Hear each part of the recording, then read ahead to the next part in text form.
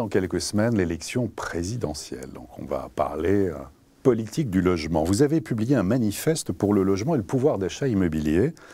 Quelles sont vos principales propositions? Le pouvoir d'achat immobilier, pour nous, c'est très important.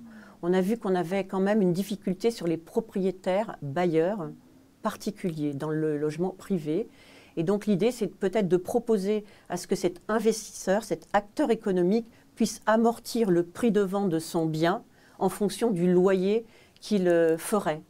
Faire donc un statut du bailleur privé, une sorte de statut du bailleur privé, ou sous quelle forme? On a appelé ça le pacte de responsabilité, le pacte locatif pour le propriétaire. Et donc du coup, on pourrait avoir un loyer qui serait modulé en fonction soit de sa qualité, soit du prix de vente, parce que le propriétaire ferait un effort sur le montant du loyer. D'autres propositions? Alors, le ministère de l'Habitat. Alors ça, vous militez pour un grand ministère de l'Habitat, oui.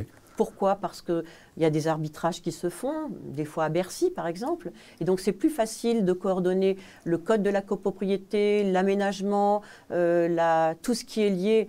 Le logement, c'est une boîte, l'habitat, c'est tout ce qui va autour. C'est quand même plus facile de participer à une politique du logement quand on regarde tout ce qui est autour, l'aménagement, les services urbains de proximité, le code de la copropriété, bien évidemment. Et tout ça, les services de l'État ce sont des gens de qualité, mais c'est quand même mieux si tout était organisé. Ça pourrait permettre d'avoir une vraie stratégie politique sur le logement et l'immobilier. Avec des politiques locales sur le logement et des règles au niveau national, ou comment vous voyez les choses? Oui, peut-être qu'il faut territorialiser la politique du logement. C'est vrai que vous avez quand même ce qui se passe au niveau des mairies, au niveau des collectivités locales, avec quand même une politique du logement qui est nationale. À mon avis, il faut trouver le fit de façon à ce qu'on puisse quand même loger des gens sur des territoires où il n'y a pas de programme, où il n'y a pas de construction, et puis peut-être voir ce problème dans son ensemble, mais avec des spécificités territoriales